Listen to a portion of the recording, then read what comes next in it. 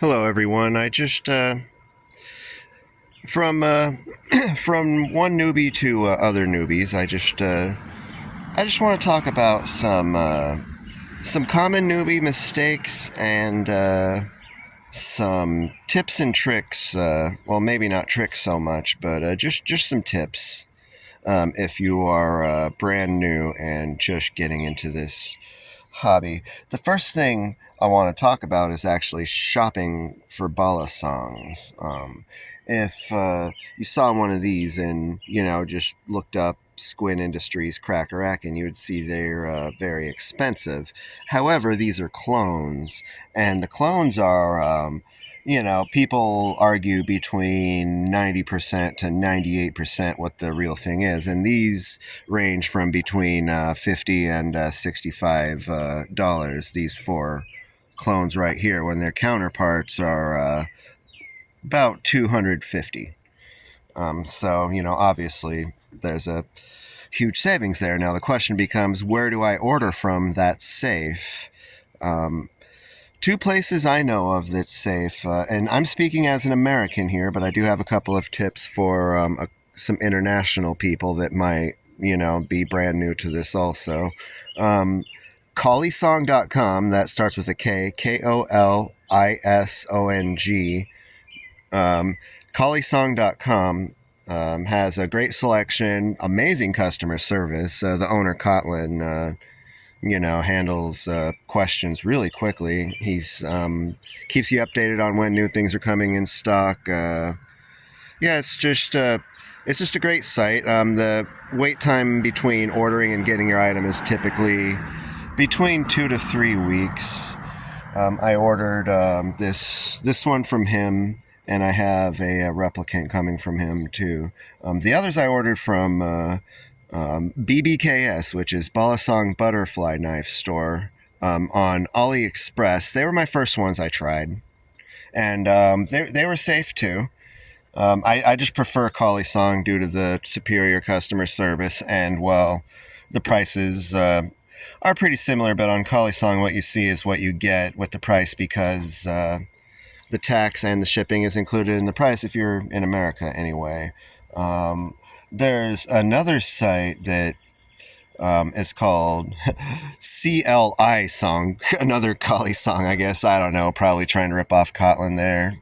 But the only tip with I haven't heard anything about them other than they're the only place I know that ships to the Philippines. So for now, as of the date of this video, that seems to be true. So, that might be some useful information to maybe one person that bumps into this video. So the next thing I want to talk about is when you first get into wanting to shop for your first balasong, all the mainstream places you search online, pretty much you'll end up with these choices right here, the Vulp and the Comets. And that's not where you should start. You should start over here. If you have the patience to wait 2 to 3 weeks, you'll get much more value for less money. These are actually more expensive than these, and these are way, way higher quality. These are not bad, mind you. If you want something in just a couple days off Amazon, these are not bad options. But yeah, so that leads me to the next thing. You shouldn't care too much about what people say, because you should do what's best for you. If you go online and, you see a bunch of people saying, hey, don't buy these clones, most of these places, the moderators have a financial incentive for you to not buy these. Like the owner of, I don't know if it's the owner, but somebody in Squint Industries is a moderator on the subreddit, so a company has control of the subreddit for the hobby. So, and any talk of clones and where to get them is censored there. So people should be aware that you can get a really, really good quality trainer or live blade for a very good price at colliesong.com or BBKS if that's where you need to go. The next thing I want to get into is some tools that you'll want.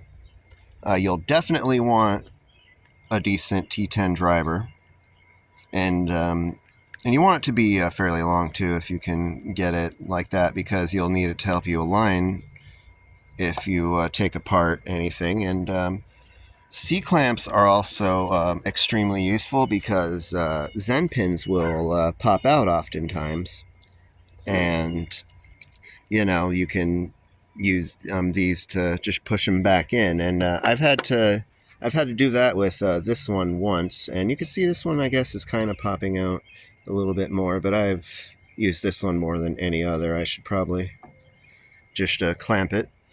But yeah, very useful tool. Another thing is, if you're buying, whenever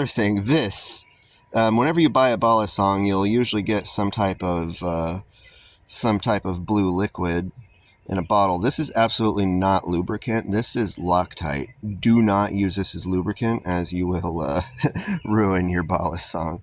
I also got some super lube, but I messed up and got the grease. Now the grease still works, but if you buy super lube, make sure it's the oil and not the grease. That's just another newbie mistake, and I made it. And you can see I can't even squirt it out of my stupid little bottle. I have to dip my needle in there and just rub it on the washers. It's a mistake I made, so you don't have to. The last thing I want to talk about, just to, I'll make a volume 2 on this, I guess, but the last thing I want to talk about is when learning tricks.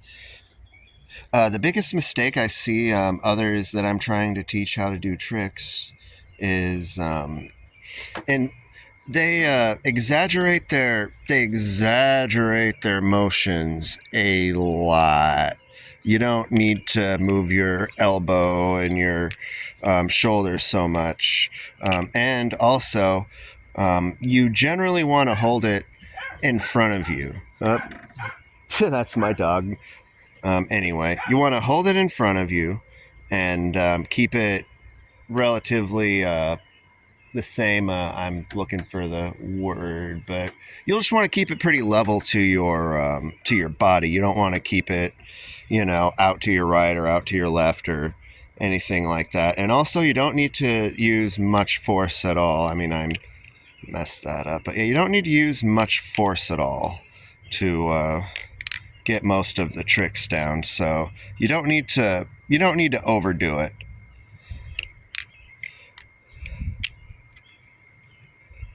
And the last tip is just learn at your own pace. Obviously, don't worry so much about how fast others learn something. If it takes you a week to learn something and somebody else a day, that's fine. You still both have, you still both learn the thing. Just keep at it.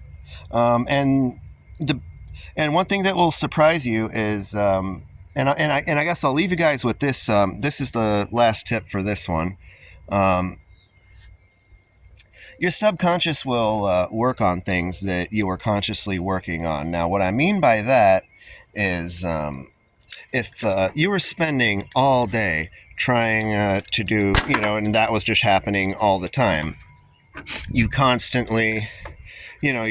constantly dropping it. Well, if you get tired and frustrated, just put it down and go to sleep, and you'll find that, when you wake up and pick it up, it'll be like nothing, and you'll be surprised. So, yeah, taking breaks when you're frustrated trying to learn something for a while is actually sort of training in itself, because while you're sleeping or while you're taking a break, your subconscious will actually work on the problem you are consciously trying to work on. So yeah, I guess I'll leave it at that. I hope this finds somebody and helps somebody. Yeah, have a good day.